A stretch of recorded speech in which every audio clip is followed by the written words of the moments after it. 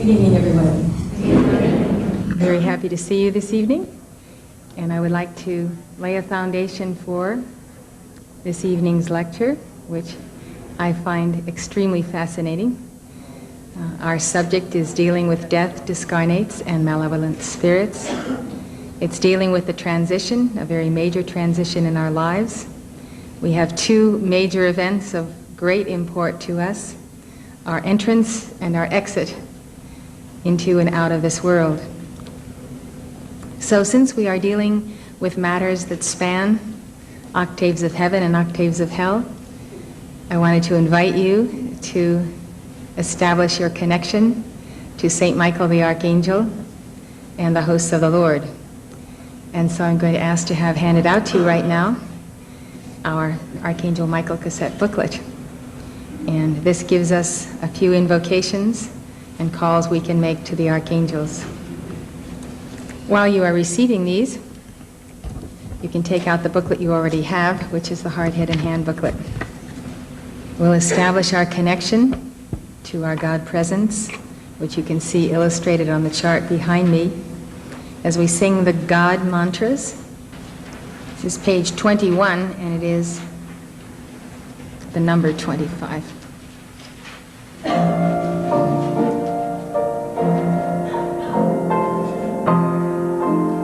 Please meditate on the white light in the chest and the God presence above.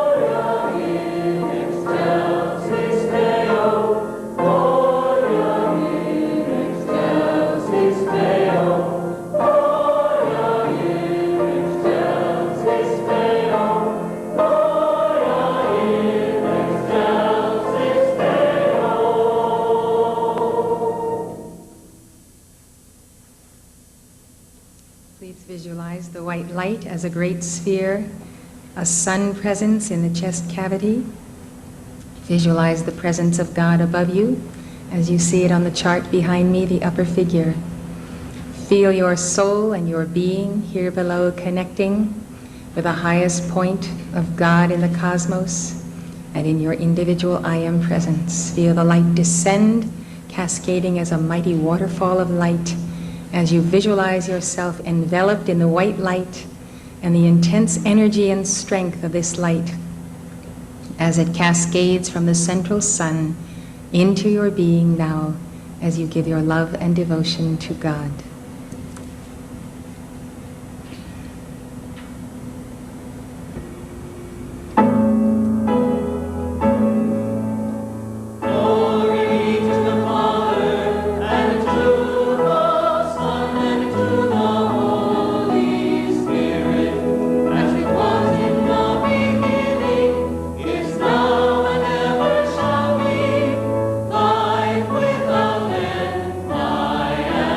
I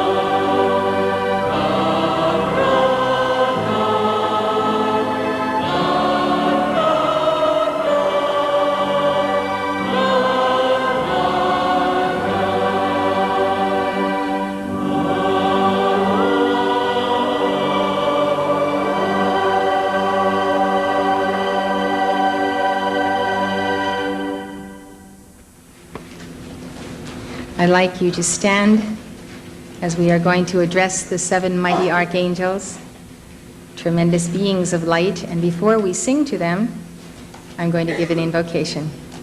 Please stand.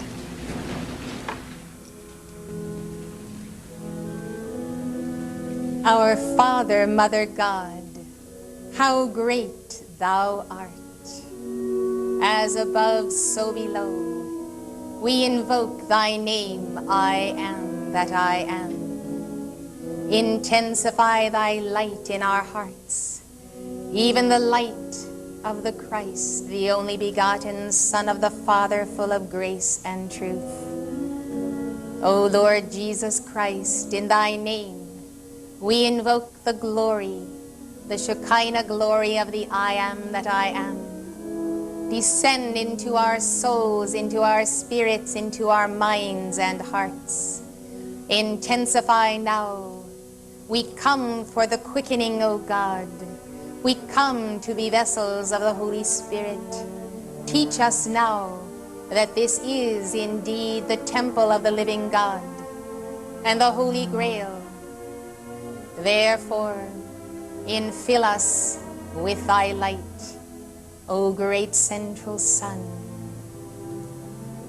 The line of the crystal cord from Thy center to our center is intact.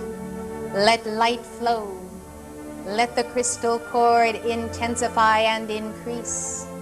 Let the power, wisdom, and love of our hearts flower now as the individual Christ self-awareness. Oh, the beauty of God. Oh, the wonder and wisdom of God. Oh, the power and the majesty. We are in awe of Thy presence in all creation. Elohim, hear our call in this hour for the healing of the nations, for the healing of our souls, for the union of our soul with the living God through Christ Jesus and our holy Christ self.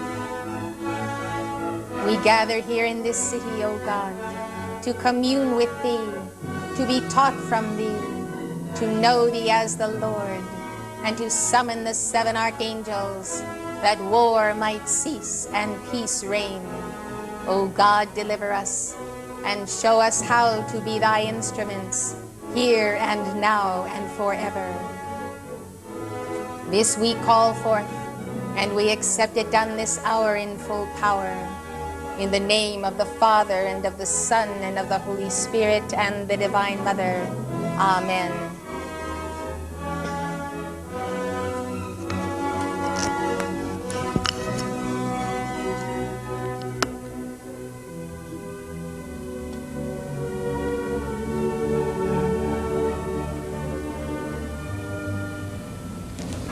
I'd like to give you the opportunity to offer your individual prayers to God, summoning the 7 archangels and their hosts to accomplish the work that you call forth.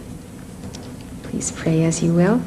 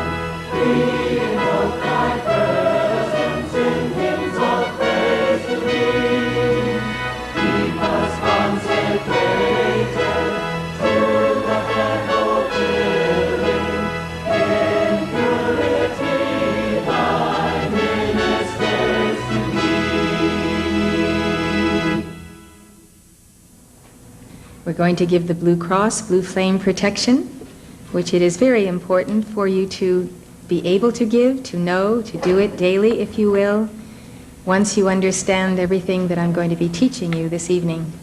So this is foundational to our foray, if you will, into other planes.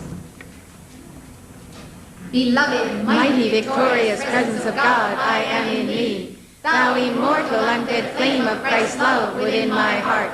Holy Christ cells of all light-bearers of the world. Beloved great divine director, beloved Saint Germain, beloved Jesus the Christ, beloved Helios, beloved God Obedience, beloved El Moria, beloved Serapis Bey, beloved Goddess of Liberty, beloved Lord Lanto, beloved Mighty Victory, beloved Cyclopeia, beloved Lord Maitreya, beloved Anello, the entire spirit of the Great White Brotherhood of the World Mother, elemental light, fire, air, water, and earth, in the name and by the power of the presence of God which I am, and by the magnetic power of the sacred fire vested in me, I invoke the mighty presence and power of the Ascended Master's blue flame cross as an invincible shield of cosmic light substance, which shall act as a mighty pillar of blue flame protection in manifestation throughout my entire consciousness, being, and world, 24 hours a day.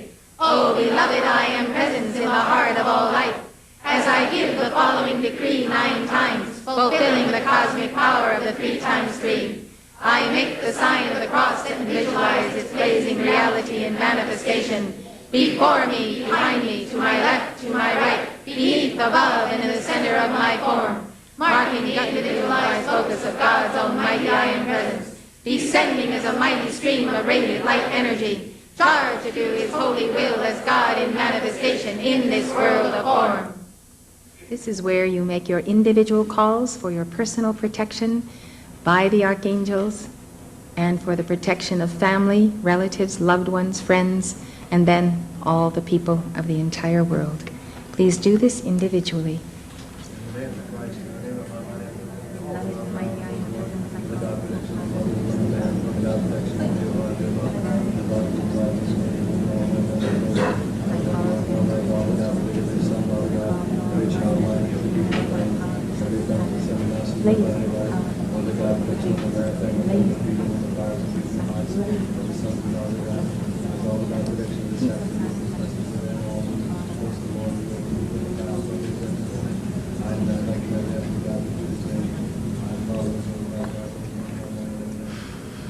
Beloved, mighty I Am presence, in the name of divine justice and mercy, in the name of the Christ, in the name of the light of God that never fails, I say to all negative human karma, you have no power, your day is done.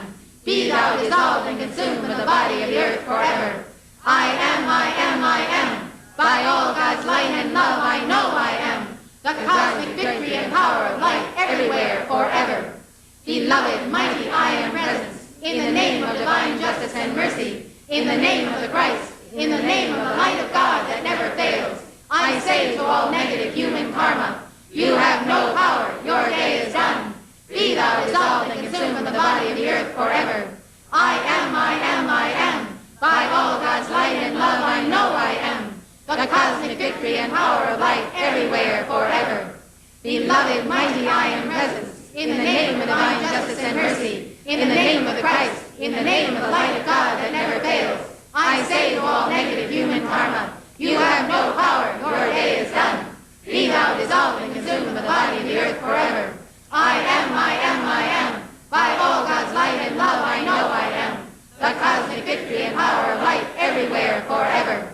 Beloved, mighty I Am presence, in the name of divine justice and mercy, in the name of the Christ, in the name of the light of God that never fails, I say to all negative human karma, you have no power, your day is done. Be thou dissolved and consumed from the body of the earth forever. I am, I am, I am. By all God's light and love I know I am. The cosmic victory and power of light everywhere forever. Beloved, mighty I Am presence, in the name of divine justice and mercy, in the name of the Christ, in the name of the light of God that never fails, I say to all negative human karma, you have no power, your day is done. Be thou dissolved and consumed from the body of the earth forever. I am, I am, I am. By all God's light and love I know I am. The cosmic Beloved, mighty I am presence, in the name of divine justice and mercy, in the name of the Christ, in the name of the light of God that never fails, I say to all negative human karma, you have no power, your day is done. Be thou dissolved and consumed in the body of the earth forever. I am, I am, I am. By all God's light and love I know I am. The cosmic victory and power of light everywhere forever. Beloved, mighty I am presence, in the name of divine justice and mercy, in the name of the Christ, in the name of the light of God that never fails, I say to all negative human karma, you have no power, your day is done. Be thou dissolved and consumed in the body of the earth forever. I am, I am, I am. By all God's light and love I know I am. The cosmic victory and power of light everywhere forever. Beloved, mighty I am presence, in the name of divine justice and mercy, in the name of the Christ, in the name of the light of God that never fails, I say to all negative human karma, you have no power, your day is done. Be thou dissolved and consumed in the body of the earth forever. I am, I am, I am. By all God's light and love I know I am. The cosmic victory and power of light everywhere forever. Beloved, mighty I am presence, in the name of divine justice and mercy, in the name of the Christ, in the name of the light of God that never fails, I say to all negative human karma, you have no power, your day is done. Be thou dissolved and consumed in the body of the earth forever. I am, I am, I am. By all God's light and love I know I am. The cosmic victory and power of light everywhere forever. I am presence, thou art master. I am presence, clear the way. Let thy light and all thy power take possession here this hour. Shower to victory's mastery, blaze blue lightning, blaze thy substance into this thy form descend. That perfection and its glory shall blaze forth and earth transcend. I am presence, thou art master. I am presence, clear the way. Let thy light and all thy power take possession here this hour. Shower to victory's mastery, blaze blue lightning, blaze thy substance into this thy form descend. That perfection and its glory shall blaze forth and earth transcend. I am presence, thou art master. I am presence, clear the way. Let thy light and all thy power take possession here this hour.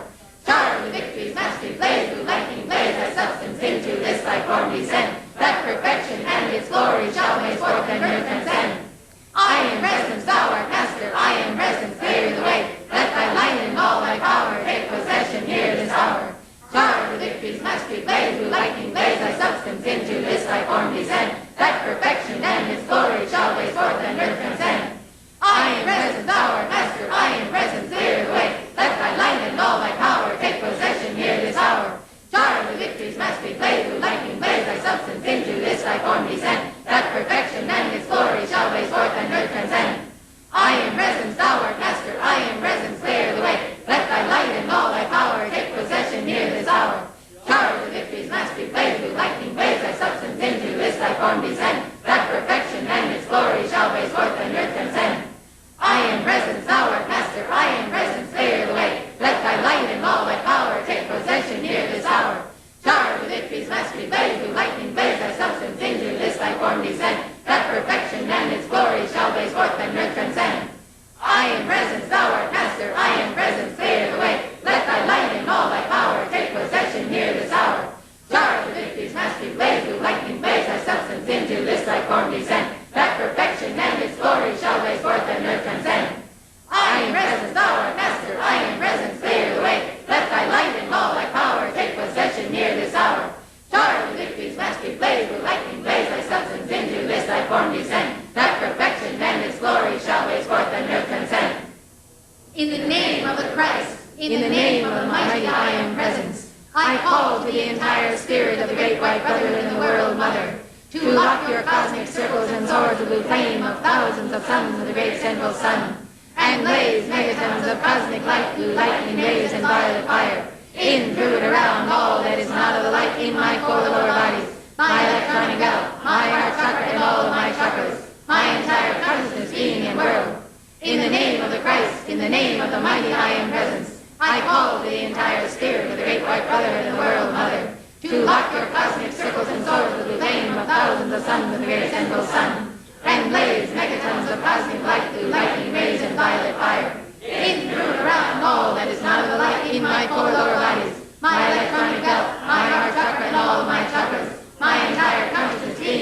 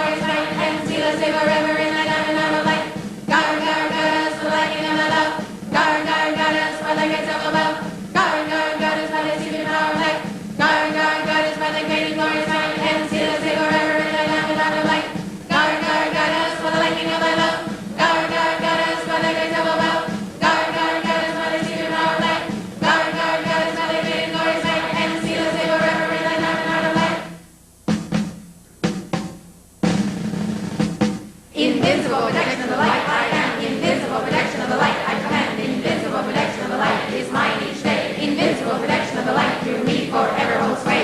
Invincible protection of the light I am. Invincible protection of the light I plan. Invincible protection of the light is mine each day. Invincible protection of the light through me forever holds sway. Invincible protection of the light I am. Invincible protection of the light I command. Invincible protection of the light is mine each day. Invincible protection of the light through me forever holds sway. Invincible protection of the light I am. Invincible protection of the light I command. Invincible protection of the light is mine each day. Invincible protection of the light through me forever holds sway. Invincible protection of the light I am. Invincible protection of the light I command. Invincible protection of the light is mine each day. Invincible protection of the light through me forever holds sway. Thank you. Please be seated. That is our pep rally for Archangel Michael and a New Age Mass. You're welcome to take out your notebooks, to take notes as I begin the formal part of my lecture. Death is something for which people, especially Christians, are ill-prepared. I am giving this lecture to you in great joy to be certain that you and your children and your loved ones will no longer be ill-prepared for this experience. The first thing you need to know when dealing with death is that death itself is not real. It's a name that is given to a process whereby the systems of the physical body shut down, the brain, the heart, and the rest following. But it is not a cessation of life or consciousness or the continuity of your soul. But death is a major change. Think of the most major change that has ever happened to you in this lifetime. Multiply it by 100, and you will begin to understand just how major is the transition we call death. This change is not that we become a non-person. It's not that you're going to heaven or you're going to hell. But it's that you no longer have a physical body. That is the major adjustment. And because you do not have that physical body, and you no longer reside in what we call the physical plane, this earthly plane, you can no longer build and plant and cultivate and sow and reap and harvest. During the change called death, you enter an interim period where you are preparing once again to be on the scene in physical embodiment in your next life. A small percentage of those people who make this transition enter the resurrection and the ascension because they have fulfilled their reason for being, balanced at least 51% of their karma, and have graduated from Earth schoolroom to another. The vast majority of people, however, do return. So what does it mean to be in physical embodiment? It means that we have free will and that we can create. We can be co-creators with God and with one another. We can fulfill our desires. We can balance karma, both negative and positive. We can work change together for effective community action, using the laws of spiritual alchemy and physical chemistry and physics, and by the Holy Spirit. To be in physical embodiment when our course is not through in this world is the most desirable state. Some people who are in what has been called the New Age think that it doesn't matter whether you are in or out of embodiment. I want to disabuse all of us of this misconception, because believe me, it does matter that we are in physical embodiment. There are even Christians who say to me, why do you worry about death? Why do you worry about what's happening in the coming decade or nuclear war?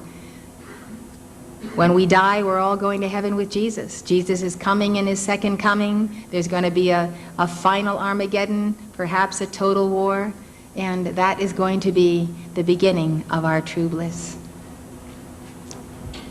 Well, the fact of the matter is that a nuclear war is not the entrance to spiritual glory and realms of light, nor is it the cessation of life on earth, Nor does the second coming of Jesus Christ promise you that you will not have to reincarnate again. While we are here then, we are intended to create for the good of our souls, for the good of our communities, our families, our nations, our planet. Every day the sun rises, we should have already determined what we will do of constructive purpose for the benefit of individuals and the planet as a whole. One reason people espouse causes is that they are setting in motion causes that will have effects. I'm talking about karma. Another word for cause is karma. When we set in motion good causes, good momentums, we reap the rewards of the effects that they bring to us and to all life. If we enter into these causes and projects with a spirit of service, of helping people, and of doing the will of God, we will accrue a momentum of good works. Thus, we can add rings to our tree of life. And what is our tree of life? It's our causal body. And by that momentum, we increase our self-mastery and our identity. This is your tree of life, and this is the great causal body. As you look at the lower figure in the chart, it is you today, seated or standing where you are. This is you in the idealized sense. You are surrounded by the flame of the Holy Spirit, that is the violet flame. It is surrounding you because you invoke it. It doesn't get there just by happenstance, because the violet flame is not native to this earth plane. It comes from God, from spiritual octaves, and so if we desire to have its blessings, we must call it forth. So we give decrees like the ones we just gave to invoke it. We also invoke this tube of light that surrounds us as a cylinder of white light for protection from all kinds of harm, not merely physical, but that which is unseen.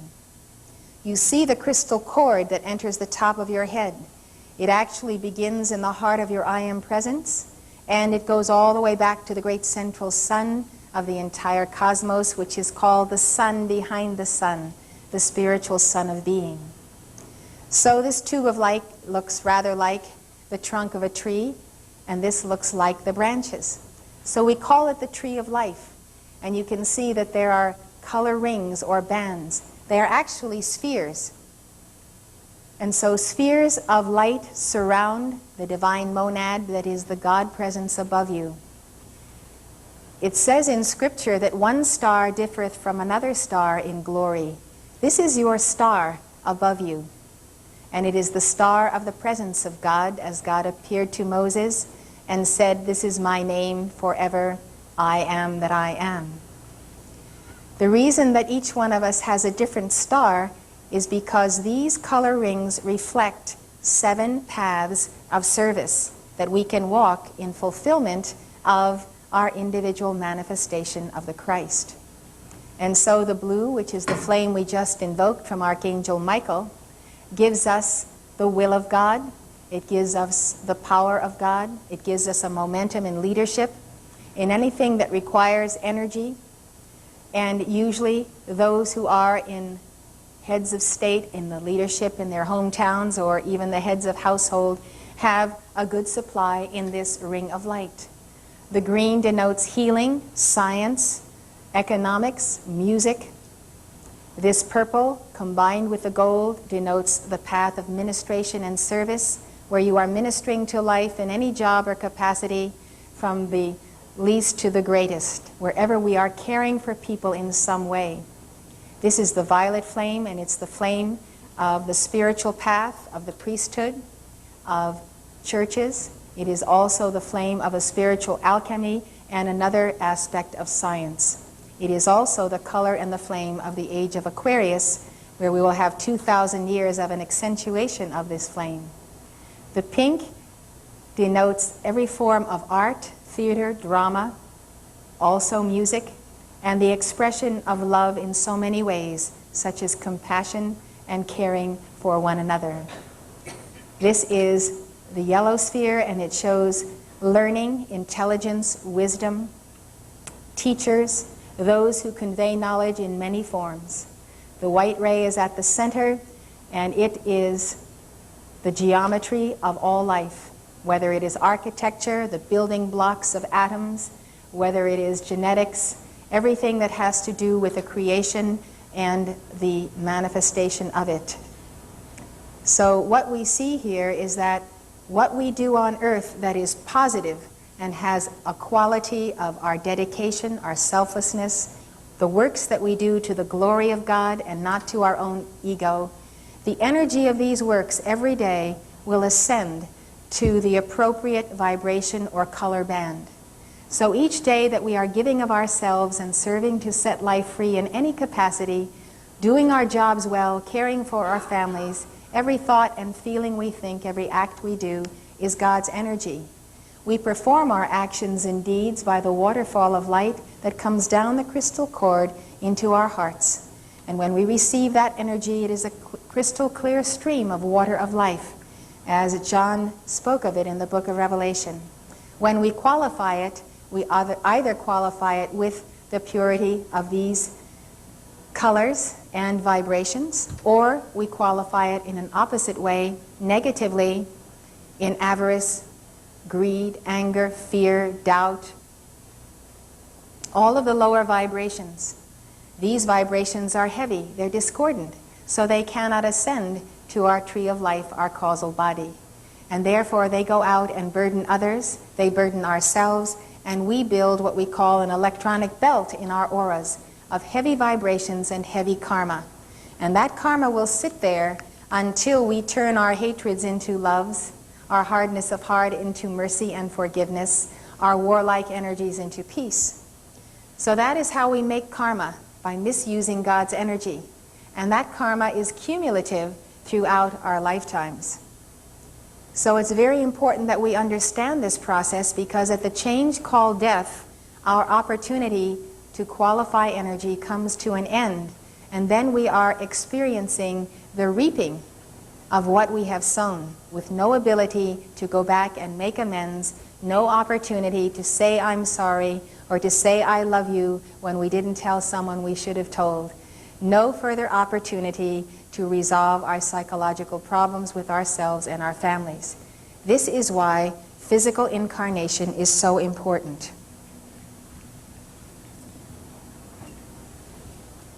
Everything is in flux. Everything can change while we are here. We can make good.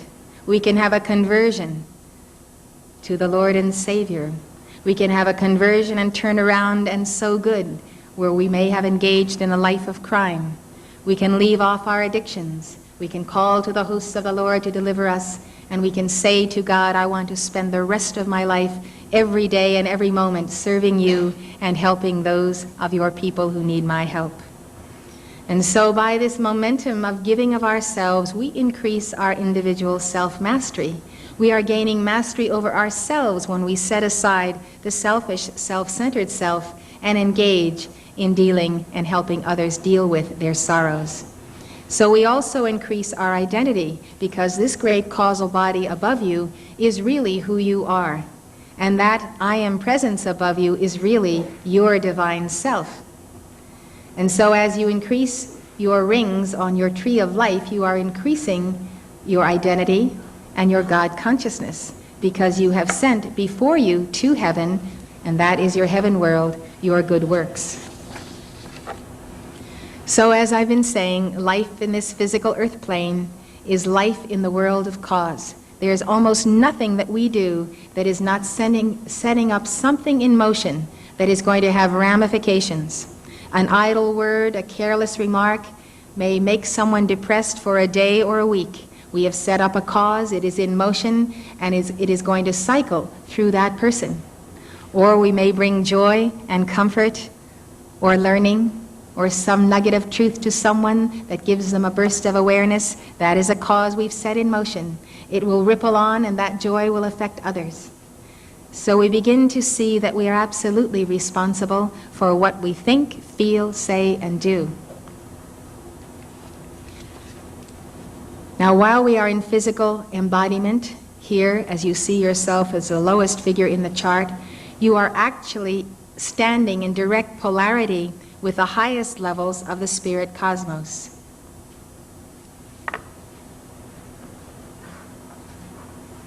This can be illustrated with this pointer.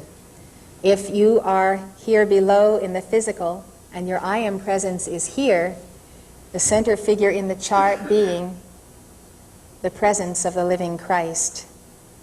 So if you turn this, you can see that you can bring all of God down to the physical octave, and all of you that is down here can also be a part of that God. That is what it means to be in that relationship to God. So we are occupying now the lowest vibrating levels of the matter cosmos in the dense bodies that we wear. And our goal is to attain reunion with the highest levels of the spirit cosmos. So this lecture is all about how do we get there.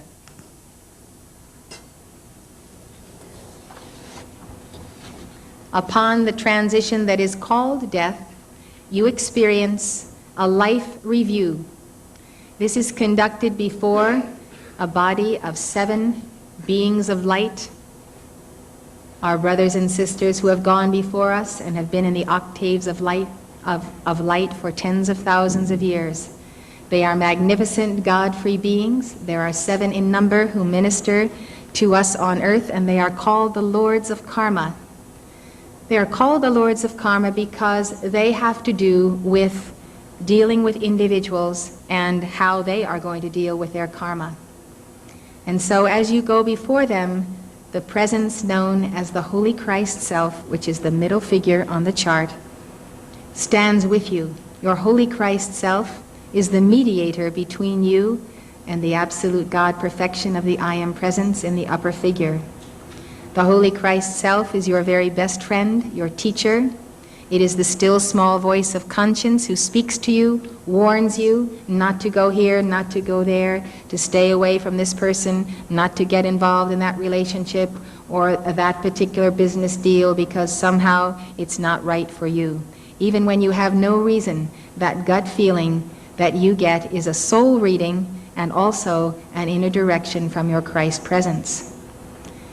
So you review this entire life that you have been through, and you observe yourself objectively, sustained by your Christ Self, and you are shown the decisions you have made, the consequences of your actions, the good you have done, and what it has brought to the world, and the negatives that you have been involved with that have been a burden to the world. This is real, and I know that your souls know that this is real.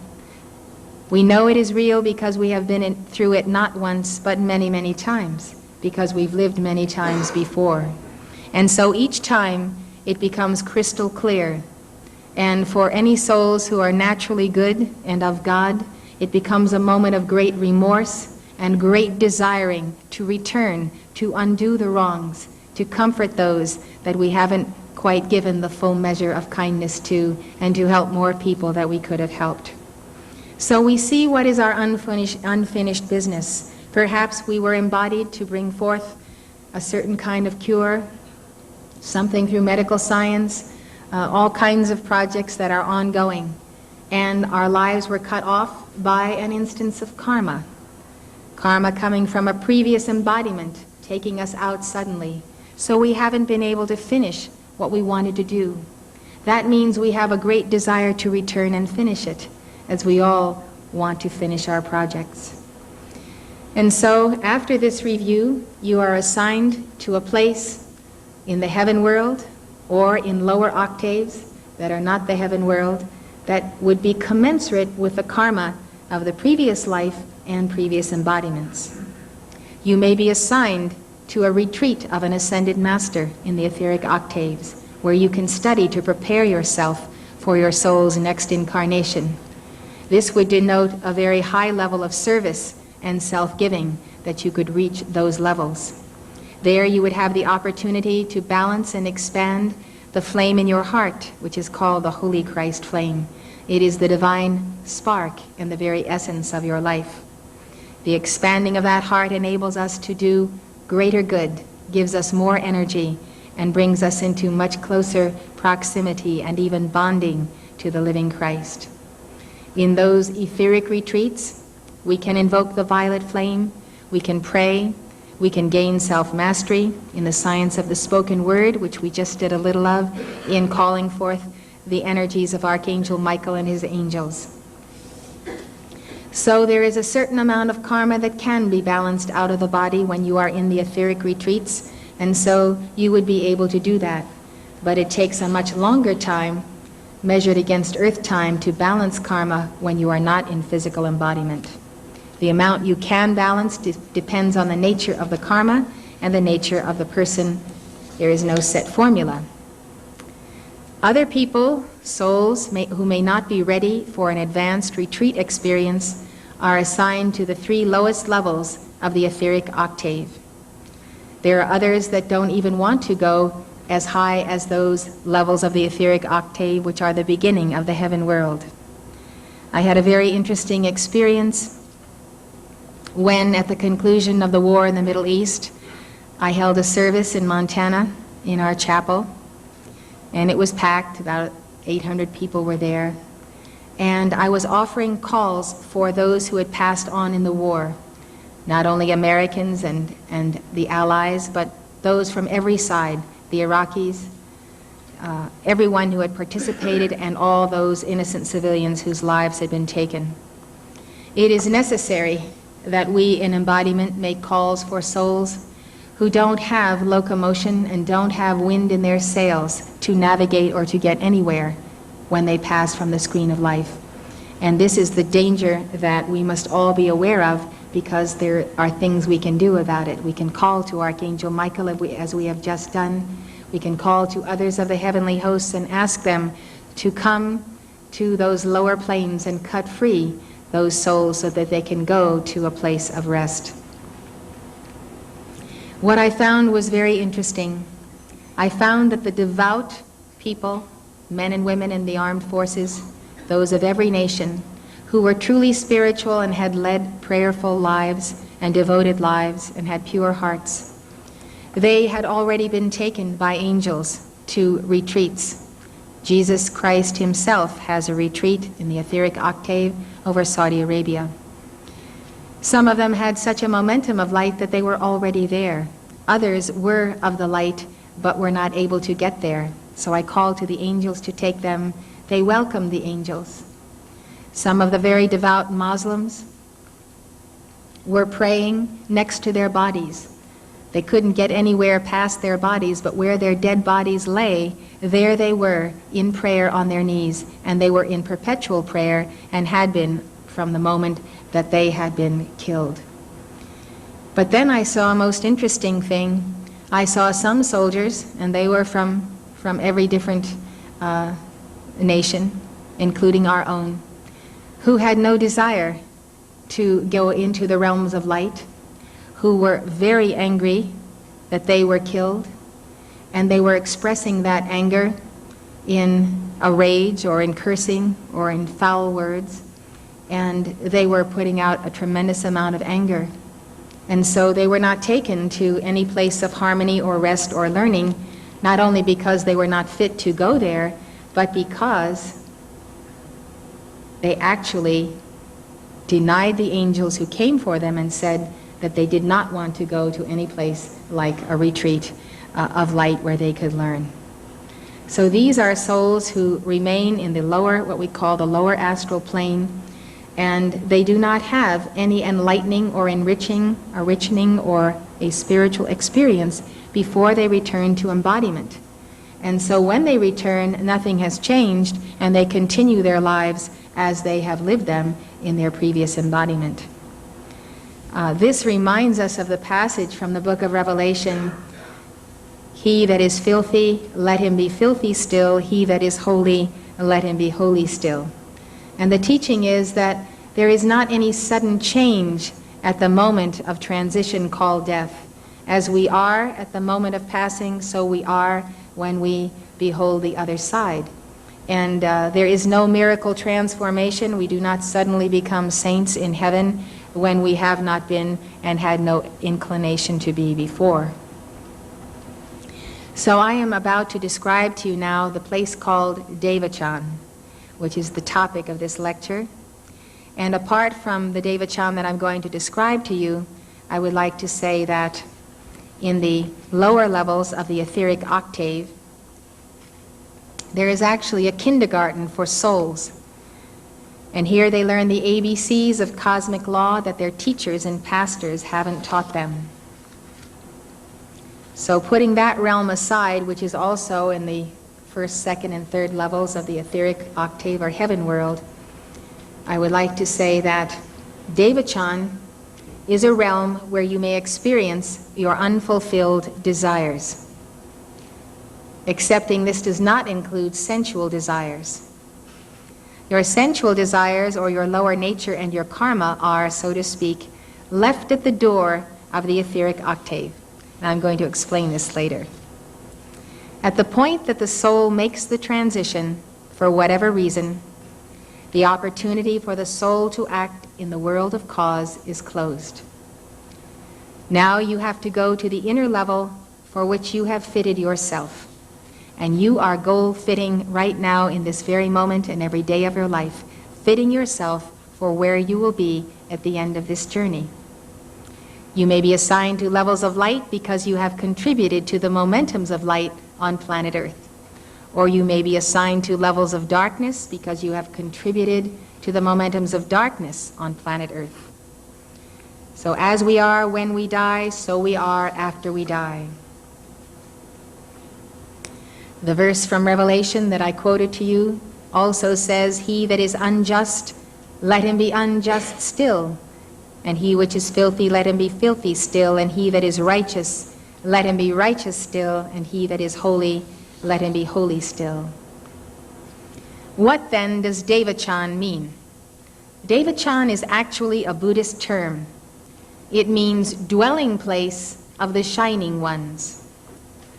In Buddhism, it is the subjective heaven state in which an individual lives between two earth lives after the death of the gross physical body. In Tibetan Buddhism, Devachan is described as the heaven of the Avalokiteshvara, whom we call Kuan Yin. Avalokiteshvara's paradise is also known as Sukhavati, S-U-K-H-A-V-A-T-I. Sukhavati, the realm of happiness. It is described in the smaller Sukhavati Vyuha as follows. In Sukhavati, there is neither bodily nor mental pain for living beings. The sources of happiness are innumerable there. That world is adorned with 7 terraces, with 7 rows of palm trees, and with strings of bells. It is enclosed on every side, beautiful, brilliant with the 4 gems, gold, silver, beryl, and crystal, with such arrays of excellences peculiar to a Buddha country. Is that Buddha country adorned? The term Devachan is also used in Theosophy, but with a slightly different meaning. Theosophy was founded by the masters K.H. and M. in the last century through Madame Blavatsky in about 1875. In the works which she wrote down, she explains that Theosophy sees Devachan as the lower levels of the etheric plane.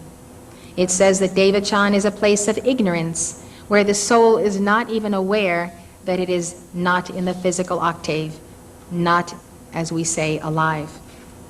In a book called The Key to Theosophy, Helena Blavatsky says, Devachan is the idealized continuation of the terrestrial life just left behind, a period of retributive adjustment and a reward for unmerited wrongs and sufferings undergone in that special life.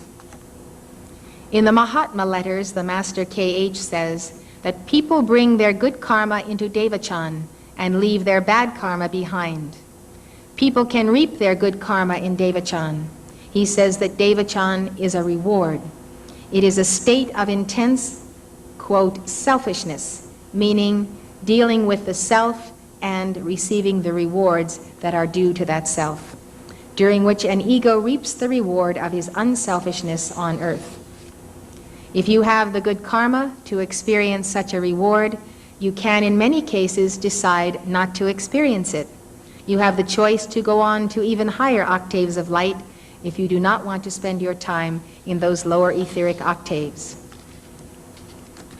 Recently, I have been giving courses on a book called A Dweller on Two Planets by a master called Philos, the Tibetan. And in this book, the master Philos, who dictated the book to his amanuensis, defines DEVACHAN as the place where the soul assimilates the fruits of active earth life. This is a state where no one acts, but where the rewards of action in the preceding life are paid. It is the land of Lethe, where there is no pain, sorrow, sickness, or agony, for these earthly conditions were begun on earth, and they, perforce, must be finished on earth. According to both Philos and the Theosophical Society, there are different levels of DEVACHAN. The more advanced souls go to a higher DEVACHAN. Philos says, "Let none suppose that the DEVACHAN of one that hath committed earth-binding errors and must by these bonds again reincarnate is anything like the great life wherewith are crowned those who are faithful unto the death of that serpent in the heart, animal lusts. The lower DEVACHAN is where souls go who are not ready for instruction in the higher octaves. They need to play out desires that they had on earth." Now I would like to put on the blackboard for you a chart. This shows the various realms and octaves of the etheric plane, or the heaven world, and those of the astral world.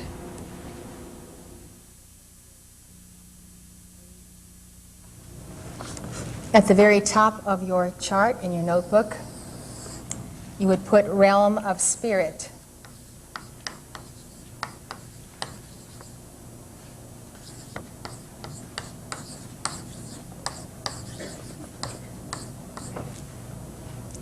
And this realm is called the nirvana of formlessness.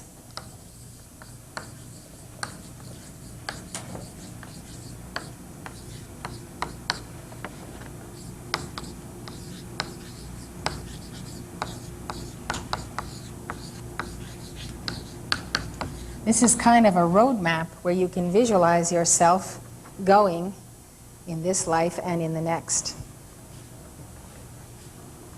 I'm going to talk to you about the various levels of the etheric octave.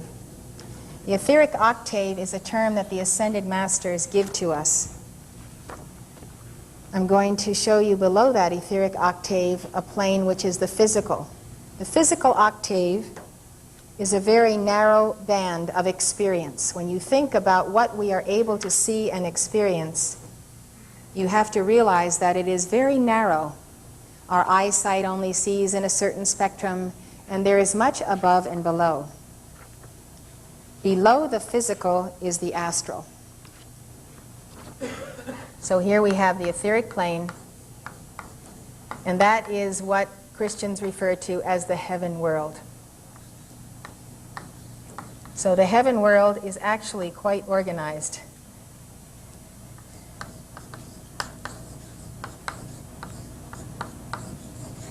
Starting from the lowest to the highest, the etheric octave has 33 levels. They are definite levels and compartments as sealed as is the physical plane in which we live today. So this, we said, is the physical. The very lowest that I'm putting on the board is the astral plane.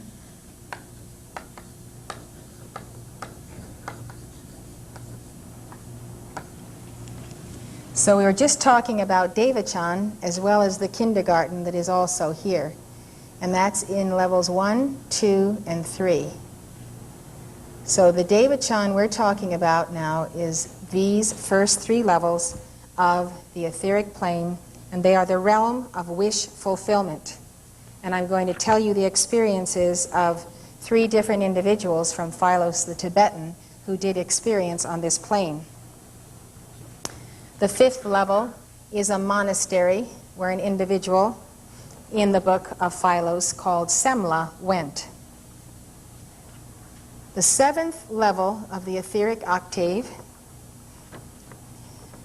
I have to explain something before I tell you about that.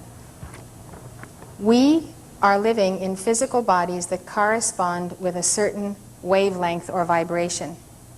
The reason we're all here together on this ship of fools, they say, is because we all have a similar karma, we have similar things to do, we all have had need of these bodies that we wear to fulfill our divine plan.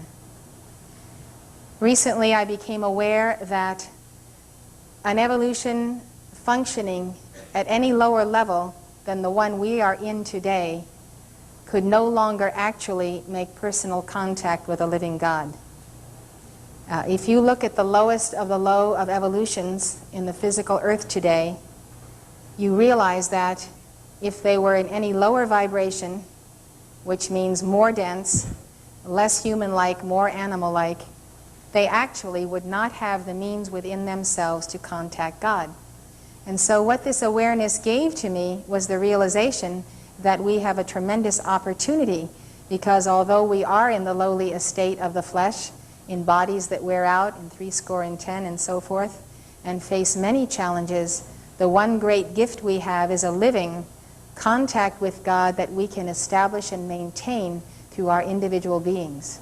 And this is the grace of the Lord and Savior Jesus Christ, and it is the grace that we reach through His heart and with the help of many saints in heaven that we call Ascended Masters.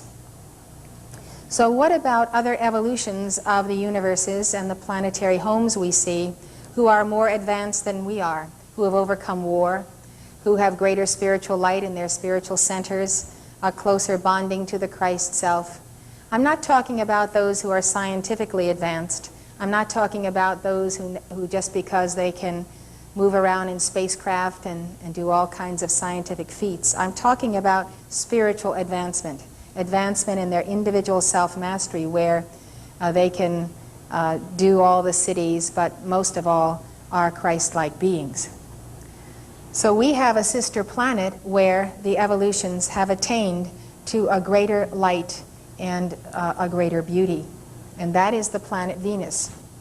So talking about level 5, this is a monastery, as I told you, which is mentioned in Philos. But 7 is the level of human life on Venus.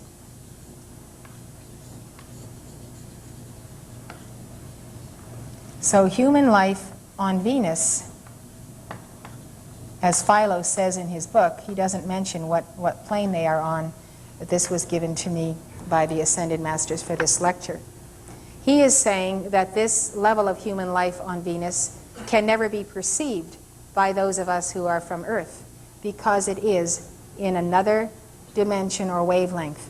It is 7 steps up from the physical octave as we know it.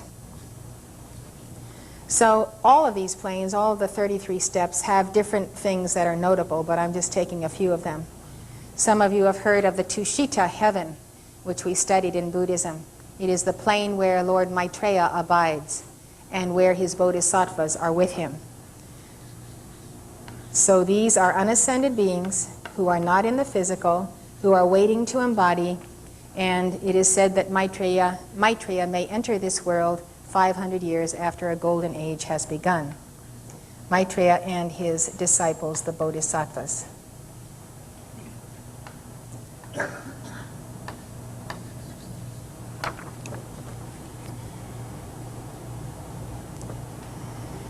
Now I spoke to you already about Sukhavati, and Sukhavati is the 12th level of the etheric octave.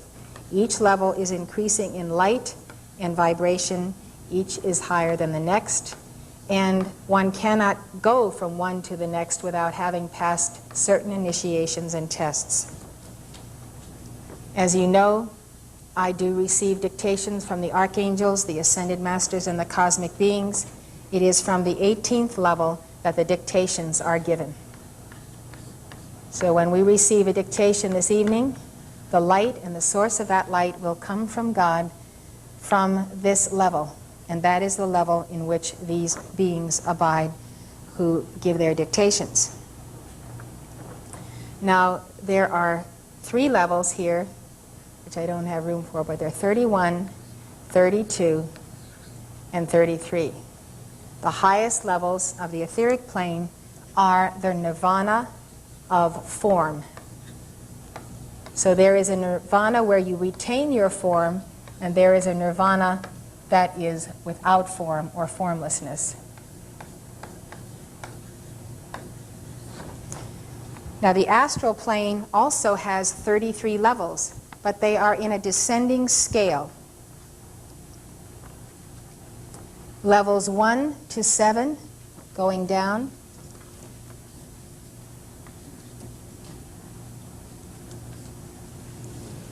I suppose you would think of them as limbo or purgatory, but they are levels where there is a heavier karma and where the individual did not sow enough light or increase enough light to be able to go to even the very first heaven world. There was perhaps no centering in God, no worship of God, no acknowledgement of the Supreme Being, no sense of service to God by loving one another and loving one's neighbor. It really doesn't have to do with what your doctrine was. You could be any religion. What it has to do with is how much have you loved. We never get to heaven by our doctrine. We get to heaven by the expression of our love toward life that is a pure love, a love that is not controlling, not deceptive, but simply desires to help others achieve their oneness. So you find people in and out of religion in these lower astral realms, and it has to do with what their deeds have been, because as I said, the physical world is all about deeds. We can think good thoughts all day, and that's helpful, but we have to get out there in the arena of action. So 1 to 7 is a lighter astral plane. When you get to the 8th level, this is the beginning of hell. And hell gets worse as it goes down all the way to the bottom level, 33. Those individuals who are in the very bottom level are individuals who have actually committed crimes against humanity, major crimes involving millions of people or less, but crimes of absolute evil and absolute cruelty. And so they are waiting out their cycles before they face the trial that is described in Revelation in the Last Judgment before the court of the sacred fire and the 4 and 20 elders. Now what I want to tell you about us and this physical plane is that these planes are overlapping. If you had the ability right now as an adept, as an unascended master, you could be standing in this room in the same body you are wearing, but have full conscious awareness of these higher octaves and live and move and have your being in those realms of light. At the same time, you could, because of your dedication to darkness, be integrated with the astral plane.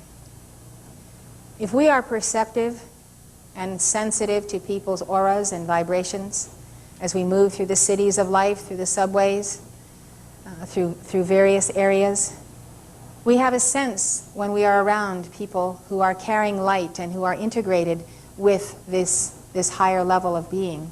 And we have a sense of when we are around those whose vibrations are low and who carry with them not only their low vibrations, but discarnate entities of lower vibrations also.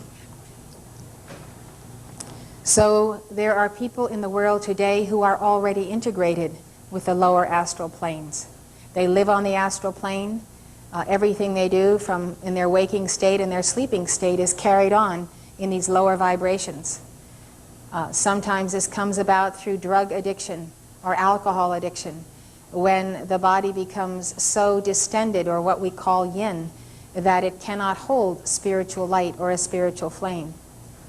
And this is the plot against our youth and against our entire nation and the peoples of the whole world.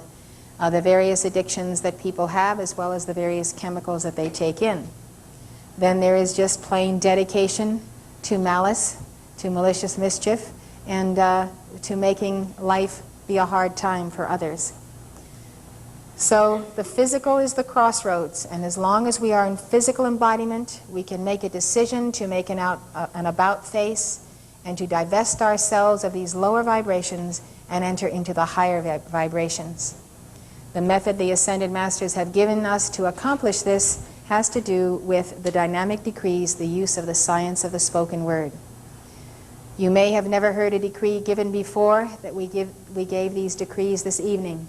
You can hear that they're powerful, that they're snappy, that they invoke a lot of energy, that the energy is disciplined, that it is focused, and that it fills a matrix of words of light of that which is desired to be manifest in us. The reason that we have to pray with such power and energy is because the forces of the astral plane are unleashed in the physical world today. And to deal with them, and to deal with demon possession and the burdens that are upon people, you have to speak as Jesus spoke. And they marveled that he did not speak as the scribes, but he spoke as one with authority. And when he gave a command, it was a command, and the demons obeyed. And when he said, "Lazarus, come forth," he said it with tremendous power, so much so that the soul of Lazarus re-entered his body and was restored to life. So that commanding presence is your Christ self who is with you, who decrees through you. And believe me, it is necessary to extricate oneself from the lower pulls to pray in this manner. And I hope you come to enjoy the process.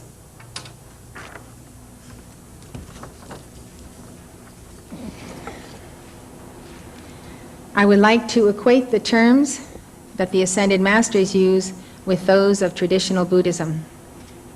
Buddhism teaches that there are three realms of existence. Kamaloka, the realm of desire. Here, sexual and other forms of desire predominate. Kamaloka includes the realms of existence of hell, hell beings, Naraka, humans, animals, the 6 classes of gods, Devas, and of the Asuras. Asuras are elementals, that means nature spirits, who have human form. Kamaloka is equivalent to the astral plane. So what I have just termed the astral plane is Kamaloka, K-A-M-A-L-O-K-A. The second is Rupa Loka, R-U-P-A-L-O-K-A. This is the sphere of desireless corporeality or form. Here, desire for sexuality and food falls away, but the capacity for enjoyment continues. This sphere contains the gods dwelling in the Dhyana heaven. One can be born into this sphere through the practice of the 4 absorptions. The 4 absorptions are a clearing of the mind in 4 stages through meditation. These lead to the attainment of supernatural powers. Rupa Loka is Devachan. It is the etheric octave. In one sense of the word, the entire 33 planes are Devachan. In another sense, it is the concentration in the first 3 levels I have shown to you. The third is Arupa Loka, A-R-U-P-A, Loka. This is the sphere of bodilessness or formlessness. It's the spirit cosmos, all the way at the top of the chart. It is a purely spiritual continuum consisting of the 4 heavens in which one is reborn through practice of the 4 stages of formlessness. The 4 stages of formlessness are ways in which to raise oneself into increasingly higher levels of incorporeality. Now I'm going to discuss the process by which the soul enters Devachan. And first I want to define the vehicles of the soul as taught by the Ascended Masters. They have given us these terms, and they've also given terms through the Theosophical Society in the last century. I wanted to point out that the lower figure in the chart, yourself, you have 4 interpenetrating vehicles of consciousness. You have the physical body that you can see. Then you have your mental body, and that is the cognitive mind of reasoning. Then you have a desire body, which is the body of your desires and emotions. Then the etheric body, the highest vibrating body of the 4. These are interpenetrating sheaths of consciousness, and they function as one unit. So we can think, we can remember, we can reason, we can have feelings and physical sensations all at once. But these are actually like interpenetrating colanders or interpenetrating vessels. Just outside the etheric body, we have what is called the etheric double. It's like the skin of all the other vehicles. And that etheric double is where we take the reading of the life force, of levels of degeneration or disease, the timetable of death, whether a person is vital or not vital. It is not the aura. It is simply the etheric double that is also called the astral sheath. So I'm going to give you a diagram of what I have just explained. So on one side we have the theosophical term, and on the other side we have the Ascended Master's term in the Summit Lighthouse, Ascended Master's term. So the Theosophical Society refers to the rupa, and the rupa is the physical body. Then it talks about prana. The prana is the life or vital principle. It's the spirit or the essence of a person.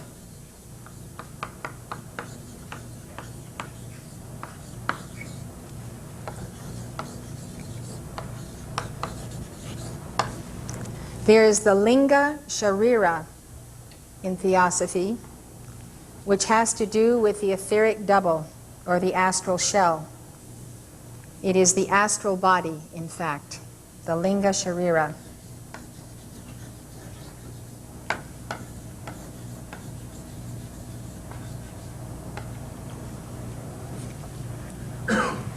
So that etheric double is what I was just describing to you. Actually,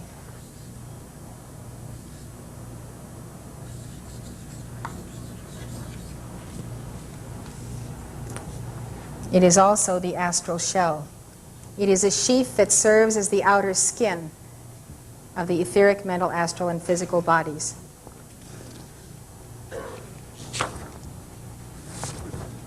Then there is the term, the Kama Rupa, K-A-M-A-R-U-P-A.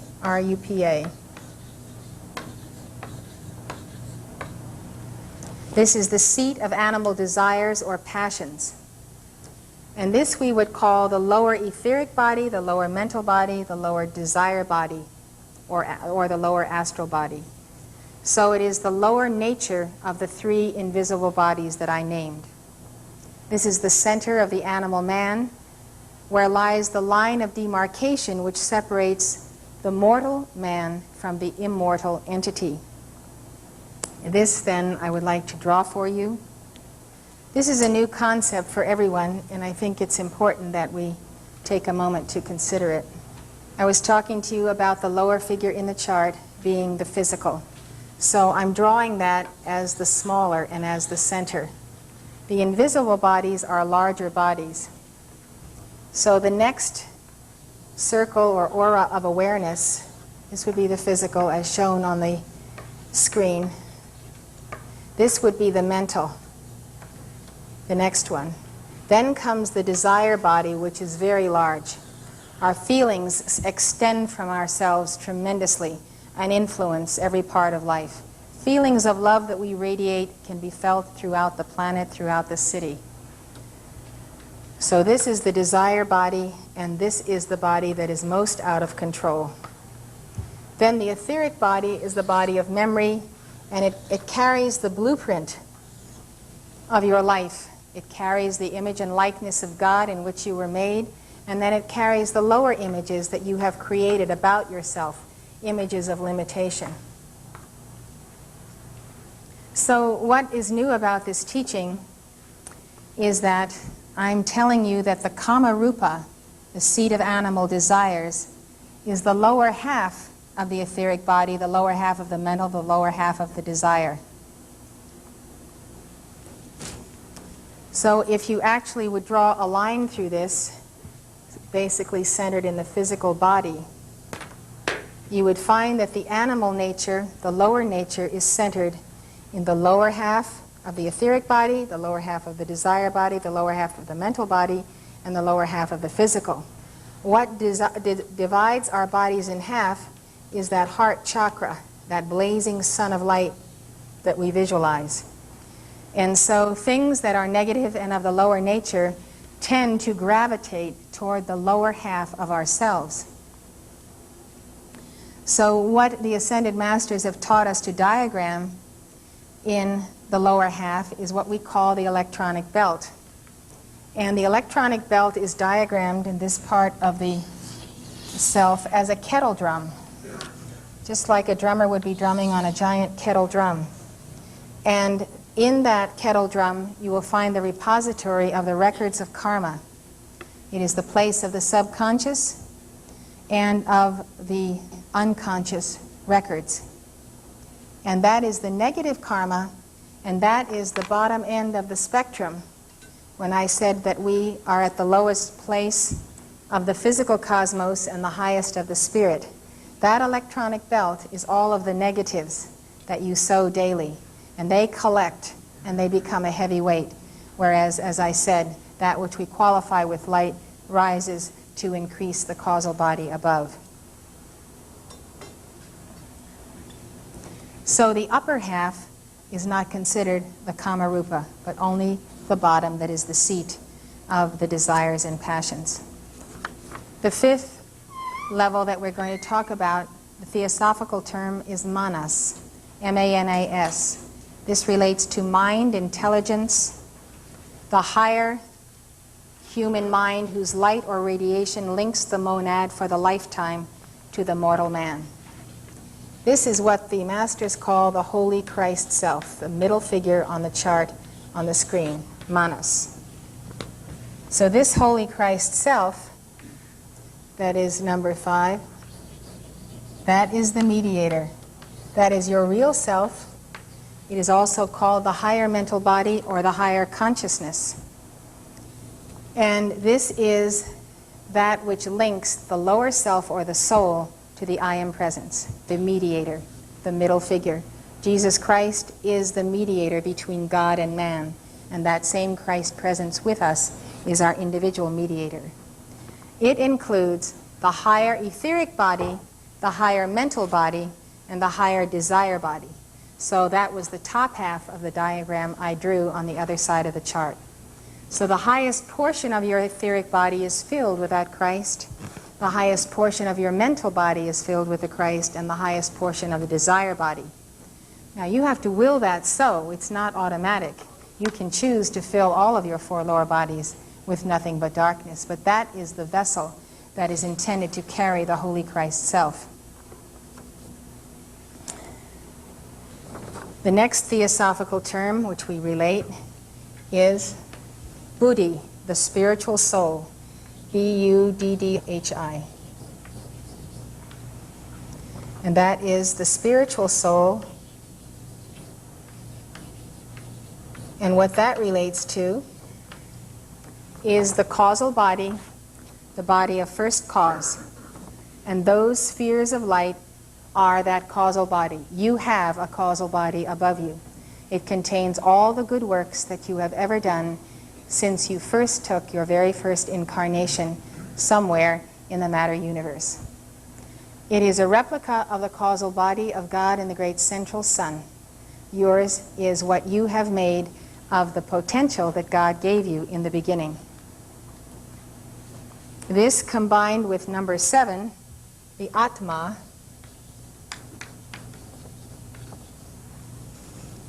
the Atma, so this is the causal body,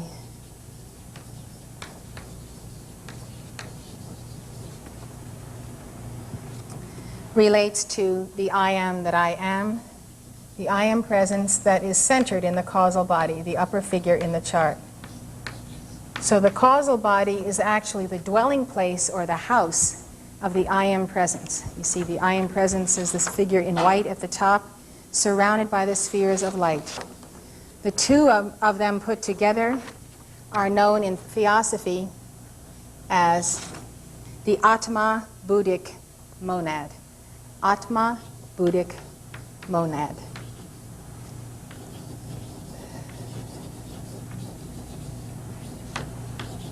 So that is the great God Self And that causal body is the goal to which your soul will return.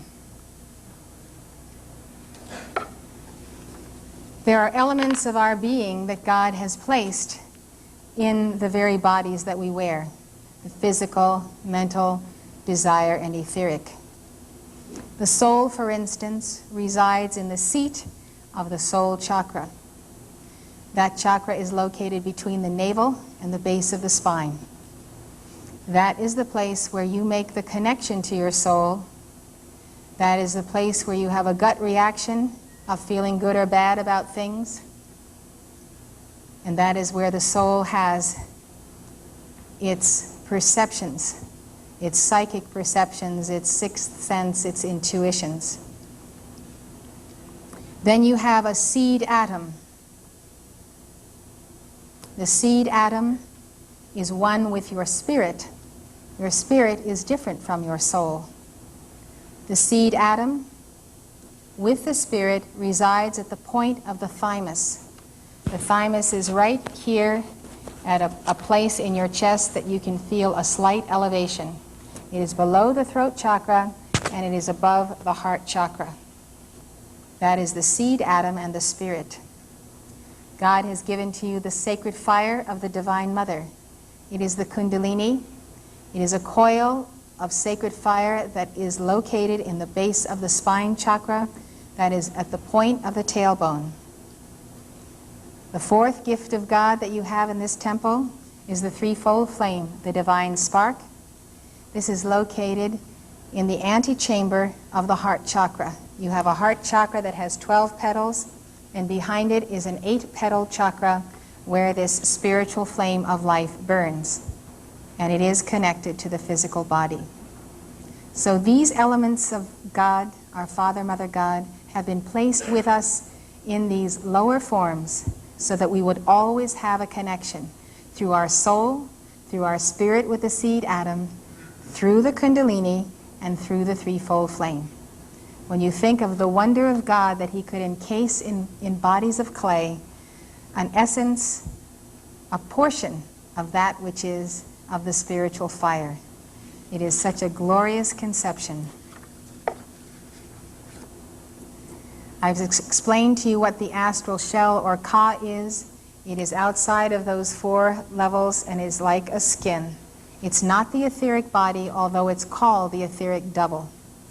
And as I've said, you can read the health, the energy, the mood, the strength of the life force of the life stream. It's actually a duplicate of your physical self, as your physical self is now, rather than as it might be in the perfected level of the Christ self. The circumstances of your life can be read from it, as I said, levels of degeneration, disease, and the timetable of death. So that etheric double shows you the ongoing mathematical equation of your physical, emotional, and mental bodies. Emotional is another word for astral. When you reach the perfected state or even the mastery of an embodied adept, you no longer have an astral shell. So let's consider the steps that happen to the individual at the change called death. The physical body ceases to function. The prana, or vital principle, exits the body. That is the essence, or the point of the thymus where that spirit abides, and returns to the plane of first cause. The astral shell begins a decay process, and I'm going to tell you more about this later. The Kama Rupa separates from the 3 higher principles. The Manas goes to the etheric octave. The Buddhi remains in the plane of first cause. The Atma remains in the plane of first cause. The human soul must determine where to go. Theosophy teaches that there is a period of time between death and entry into Devachan. It calls it the gestation period. During this time, the soul is magnetized either up or down. If the soul has lived a generally good life, she enters Devachan. The Kama Rupa, including all of the soul's negative karma, is sealed. It awaits the soul's return from DEVACHAN. If the soul has completely neglected spirituality, she is in danger of being attracted to the Kama Rupa. If she remains with the Kama Rupa, she is not sealed. She is subject to malevolent spirits and may be drawn down into the black vortices of the astral plane and be lost.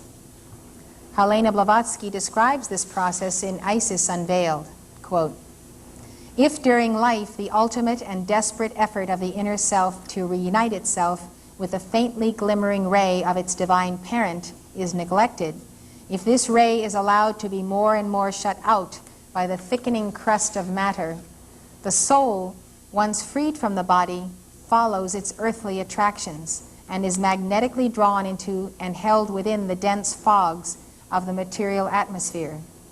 Then it begins to sink lower and lower until she finds herself, when returned to consciousness after the gestation period, in what the ancients termed Hades. The annihilation of such a soul is never instantaneous. It may last centuries, perhaps." That's the end of the quote from Theosophy. The Ascended Master's teaching on this subject is that souls can be liberated from the astral plane if we who are in embodiment will invoke the angelic hosts and ask them to descend into the astral plane to rescue them. You may ask, well, why do we have to ask the angels to do this? Why don't they do it without our asking them? Why do you need prayer? It is because the angels and the archangels are native to the highest etheric octaves and to the very highest level of the state of the spirit cosmos and the formless nirvana.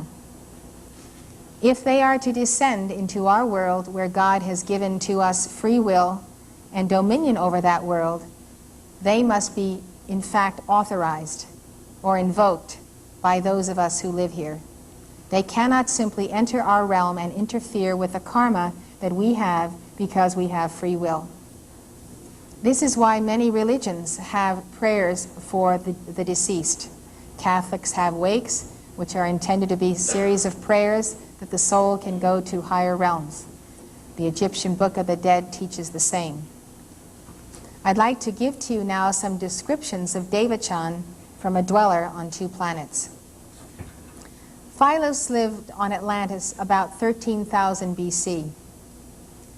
He was a man named Salem, and he died of hunger and thirst after being trapped in an ancient, abandoned prison in Peru.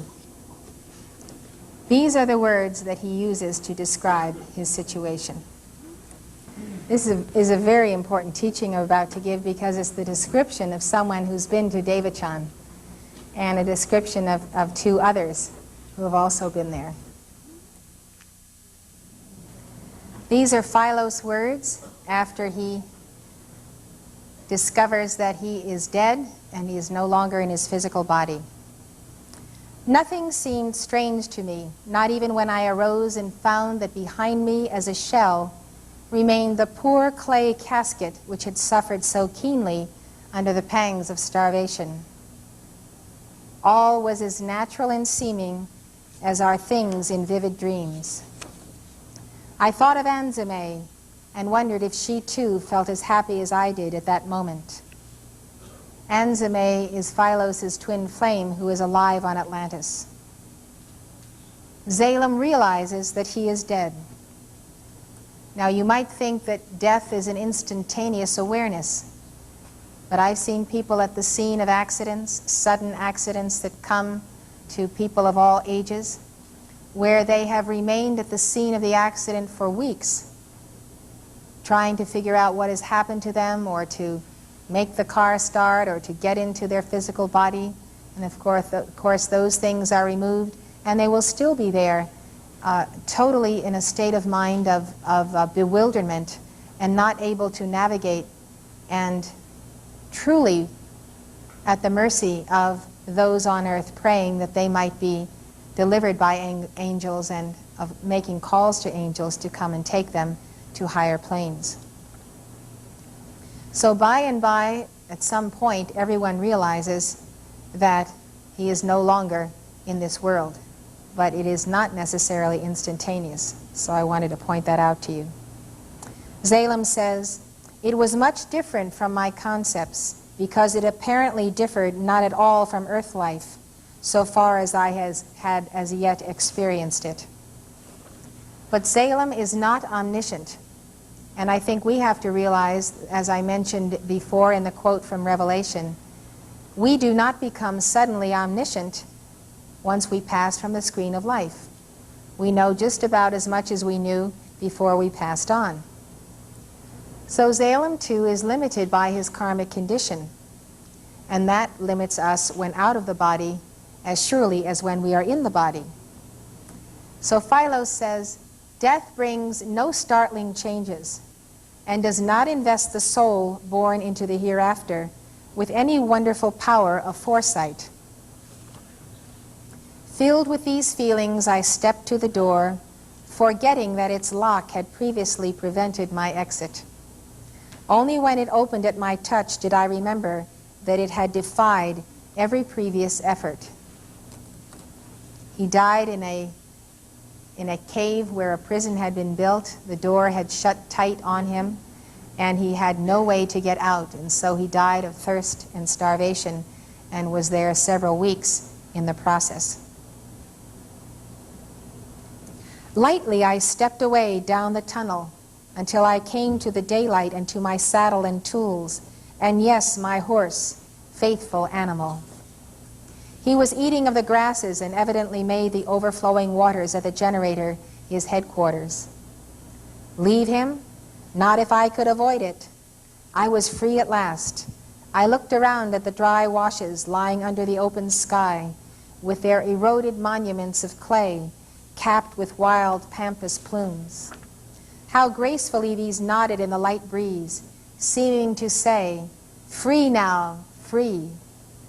Then I went to my horse to take him, forgetful that being dead I could not need such transportation. But he seemed not to see me or to know my presence. This was a difficulty. I was used to conquering difficulties, but this was one where I was at a loss as to what to do. I sat down and looked at the handsome animal. The longer I looked, the more perplexed I became.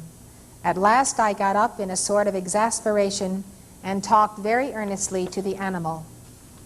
No effect, of course not. The more I talked, the more contented the horse became, as if he felt that I was near and was satisfied. Finally I started away, intending to leave him, since I could in no way influence him. This had a great effect. The farther I got, the more uneasy he became, as I was able to see, until at last he lifted up his head and neighed loudly. Once, twice, thrice, and then he started after me in a wild gallop.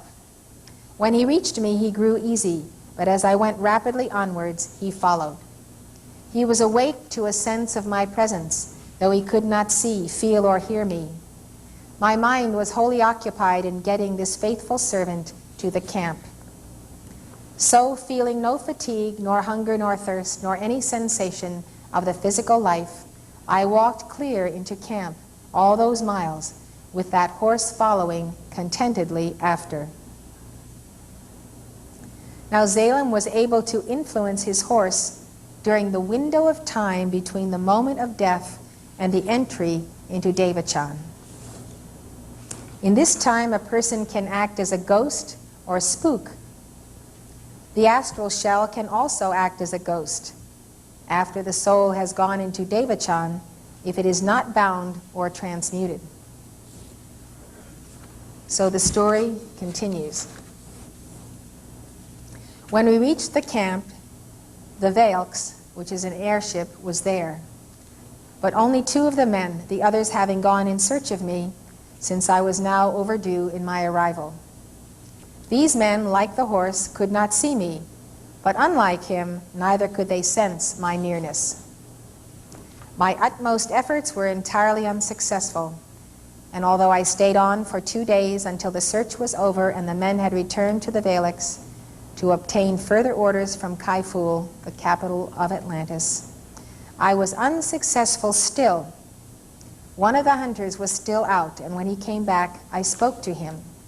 He could not see me, but my presence affected him strangely. So I spoke again and again, till at last he sat down, trembling by my desk in the salon of the Valaks. A paper and a pen and ink were in this, and I said to the man, "Use that pen." To my partial surprise, he used it, but seemed in a deep sleep the while, and mechanically wrote, "Use that pen." An idea occurred to me, and I uttered words which had no connection of meaning, every one of which he wrote, just as I spoke it. This was encouraging, so I next said, "It is I, even Salem, who say these things. I am dead. Go home to Kai Fu." What I spoke in dictation was all written, not that the medium heard, but for the time I was the controlling intelligence of his body. The others took the message and hid it, and when the writer had come out of a trance, they asked him what he had written. But he denied having written anything. This seemed to satisfy them. The man was so obviously honest in his denial. So they went and gathered the equipage and animals into the Valaks and prepared to leave for Kai Fu. So I've just read to you an example of channeling. Salem is a dead person. He is not omniscient. But since he is not yet departed to the etheric realm, he can still communicate with those on earth. Salem then returns to Kai Fu, the capital of Atlantis. He does this by saying to himself, "I would be at home," and suddenly he is at home in the palace of the emperor. Anzame, his twin flame, is with the emperor. Salem expects the emperor Wallen to be able to see him and talk to him, since the Rai Wallen is a high adept. Wallen can see him, but he pretends not to be able to. He doesn't want to interfere with Salem's journey to Devachan. He knows that communication with departed spirits can cause the spirit to lose vital essence and become trapped in lower octaves. Now that's a very important point and principle of the Ascended Master's teachings, which is why we do not enter into spiritualism or into channeling. Because if we are approached by a departed spirit or the astral ka of that spirit, in order for that person to communicate with us or to channel through someone to us or through ourselves, it has to expend its energy. And in the process, it may use up also some of the substance of our own etheric double. So it is dangerous for both parties. The ancients knew this and had this wisdom. And so this great adept, who was the emperor at this time, would not acknowledge Salem and draw him into communication at that level. So as Salem stands beside the Emperor Wallen in the palace, his earthly powers begin to leave him. Life on earth fades away. It is replaced by Salem's dream world. Philos writes, "The scene at the palace was replaced by glorious sights and sounds akin to the daydreams of the life just left. It was peopled with the children of my fancy, my experiences, my hopes, longings, aspirations, and my conceptions of persons, places, and things. No two people see in the same way the same world. The heaven, the Devachan of one person is filled with his concepts of life, while that of his neighbor on either side, so to speak, is peopled with other peculiar mental properties. I had no clear idea of any event of the old life in Poseid, Atlantis. No memory of death, nothing. All had gone, like the events of some dream which we strive in vain to recall at breakfast the next morning. And yet when I came across things in the new states similar to those known and loved in the old, when I found things here such as I had been wont to dream of someday carrying to realization, then the new realities, which after all were not new, seemed wholly satisfactory, with the added charm of achievement, though I could not recall the old." End of Salem's quote. Salem begins his experience in Devachan by living for a time in a stone house in a beautiful valley with his father. Now that has an interesting reason, because Salem has an unfulfilled desire to know his father and to be with him. He never knew his father in his previous life, his life as Salem. So the people he meets in Devachan are not real people, but his conception of those people. Philos explains it. My supposed friend may be a real enemy, yet if I die thinking him or her my friend, that concept is the one carried into the afterlife, and vice versa. However, a soul in Devachan can know and associate with real egos if those people are also in the Devachanic realm or are advanced souls able to project themselves there. The Rai Wallen and Anzame are such advanced souls. They project themselves into his Devachan, his dream world. The Rai Wallen explains why he refused to see him when he appeared in his palace. Salem also spends much time with his friends from Kaiful, and most of all with Anzame. After he had done everything he could conceive of to do in his world, Salem began to tire of it. At length there came a time when I cared no more for the appearance of action, nor for those concepts of persons, places, or things connected with seeming activity. Chiefly now I cared to remain in some quiet spot and listen to Anzame, the real, not the concept, as she read to or talked with me. I slept much also. One morning I did not arise. I did not care to. I was not ill. No one ever knew illness in Devachan. But I had lost all desire to see or hear more of anything. I did indeed feel languor, but not weariness. So I turned over again, facing the wall, and slept. Now you can see the real reason why God provides for us, if we need it, a place called Devachan. It is the need to fulfill our desires.